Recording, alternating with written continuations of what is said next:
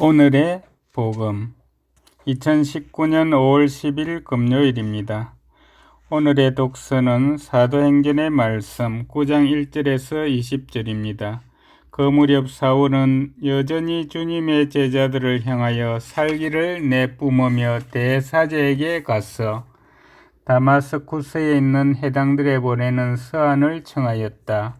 새로운 길을 따르는 이들을 찾아내기만 하면 남자든 여자든 결박하여 예루살렘으로 끌고 오겠다는 것이었다.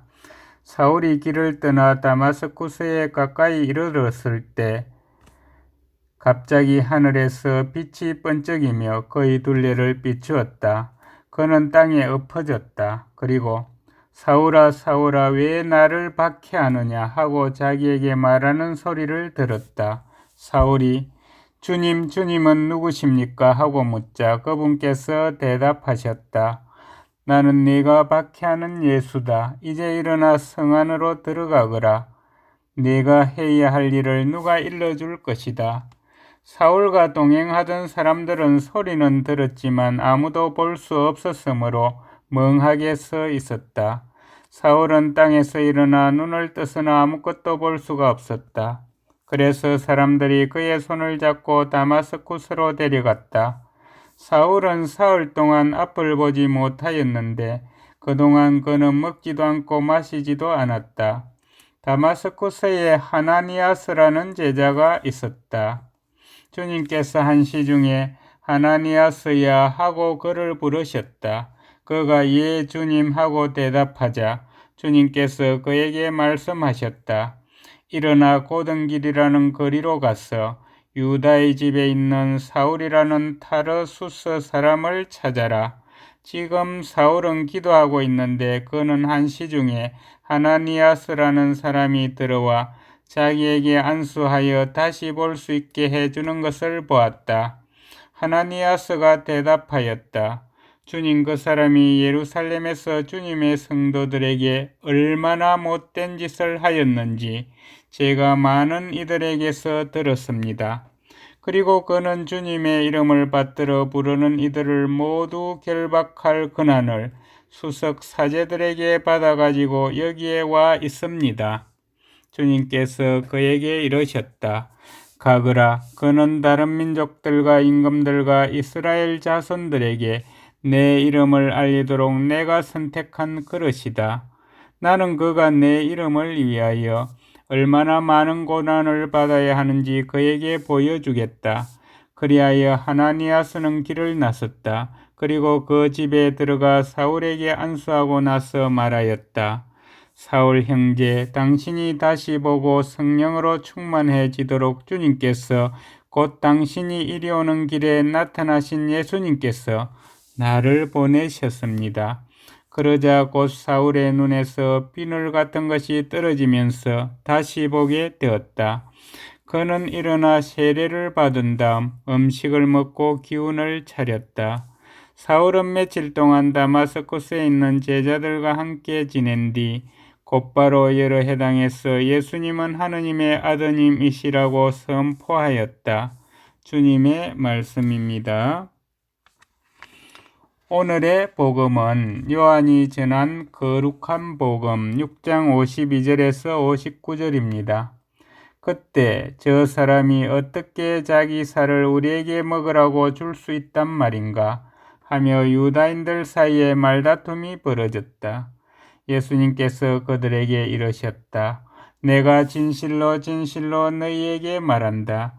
너희가 사람의 아들의 살을 먹지 않고 그의 피를 마시지 않으면 너희는 생명을 얻지 못한다. 그러나 내 살을 먹고 내 피를 마시는 사람은 영원한 생명을 얻고 나도 마지막 날에 그를 다시 살릴 것이다. 내 살은 참된 양식이고 내 피는 참된 음료다. 내 살을 먹고 내 피를 마시는 사람은 내 안에 머무르고 나도 그 사람 안에 머무른다. 살아계신 아버지께서 나를 보내셨고 내가 아버지로 말미암아 사는 것과 같이 나를 먹는 사람도 나로 말미암아 살 것이다. 이것이 하늘에서 내려온 빵이다. 너희 조상들이 먹고도 죽은 것과는 달리 이 빵을 먹는 사람은 영원히 살 것이다. 이는 예수님께서 카파르나움 해당에서 가르치실 때 하신 말씀이다. 주님의 말씀입니다. 오늘의 묵상은 수원교구 전 삼룡요셉 신부님께서 하십니다. 부모가 자녀에게 주는 양식은 부모의 살과 피입니다. 자녀들은 부모가 주는 양식을 먹으며 부모가 그 양식을 준비하려고 한 고생도 함께 먹습니다. 그렇게 자란 자녀는 부모에게 감사하는 마음을 지닙니다. 부모에게 감사하니 최대한 부모의 마음을 아프지 않게 하려고 합니다. 그래서 부모의 말을 잘 따르고 부모가 바라는 대로 성장하려고 노력합니다. 우리가 하느님의 자녀가 되는 방식도 마찬가지입니다. 우리 손에 놓인 성체에서 우리는 하느님의 살과 피를 봅니다.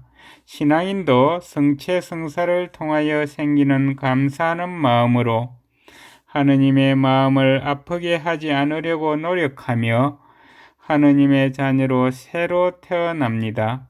그러나 이 진리를 믿지 않으려는 사람들이 있습니다.